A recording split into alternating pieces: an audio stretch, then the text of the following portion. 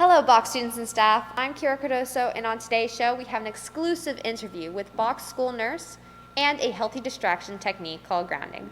This is Bach MSOA today. I pledge allegiance to the flag of the United States of America, and to the republic for which it stands, one nation, under God, indivisible, with liberty and justice for all. Our country continues to see increasing cases of COVID, and this includes a rise in Florida as well as here in Palm Beach County. The district sent parents an email with an information letter and the consent form last Friday for brick and mortar students about the COVID-19 rapid testing at school. If your family decides to sign the consent form, place your signed consent form in a sealed envelope with your name and ID print on the face of the envelope. Then drop it in the metal drop box that is located behind Student Services. Now to reporter Aiden Velez with an exclusive interview with our school nurse sharing tips to keep all of us safe. As the coronavirus continues to spread around the world, Palm Beach County schools have once again opened their doors to students and staff, with new policies in place designed to keep everyone safe. School nurse Angela Bailey tells us more about the new rules designed to protect students and staff from the coronavirus. Some of the things that staff and students can do to prevent themselves from getting sick are to wear masks. As soon as you get on the campus, we would ask that everyone wears their mask, maintain social distance, and refrain from hugging each other and high-fiving right now.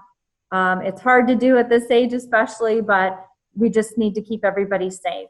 I would recommend that you wash your hands with soap and water frequently throughout the day for at least 20 seconds, according to the guidelines. And when you're not able to use your hand sanitizer in place of. Please don't share any school supplies with other students. I know the teachers now are keeping Chromebooks at school, and use your wipes or the wipes that are provided to you to wipe those down before and after use. Also in your desk area to wipe it down. The teachers are also doing a great job of going behind everyone and trying to sanitize and use the wipes before and after students come into class. The other thing we're doing is people are staying home. If you wake up and you're not feeling well, please don't come to school and hope that you feel better later on in the day, because by that time you might have already spread it to other people. Even though many aspects of our school life have changed, these new policies and rules will help keep students and staff safe as we return to physical learning. Now, back to the anchors. Thanks, Aiden. Now to Ms. Chatterton with ways to diffuse stress with healthy distraction. Here's this week's Mental Health Minute. Hi everyone, it's Miss Alicia again, and I'm back with another Mental Health Minute. Last week, we talked about healthy distraction and how distraction can help us shift our focus off of what's bothering us and onto the present moment. Today, I wanted us to talk about a specific form of distraction called grounding. Grounding is a technique that brings our focus onto what is happening to us physically or in our surrounding environment. When doing grounding exercises, it can be especially helpful to engage our five senses. A quick and helpful strategy to do this is through the 5, 4, 3, 2, 1 technique.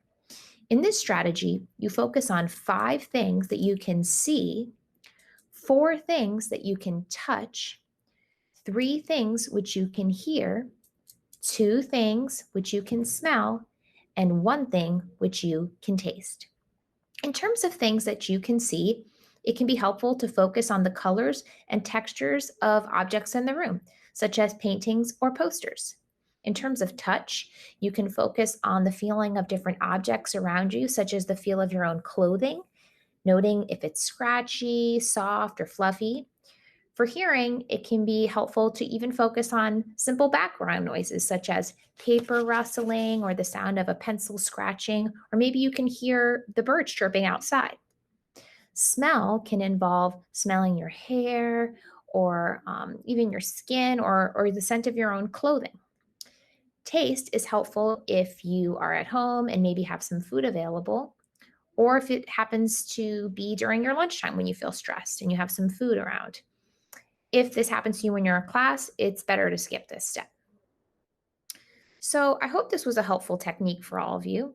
Remember, Sometimes all it takes is 5, 4, 3, 2, 1. So remember this grounding technique next time you get stressed.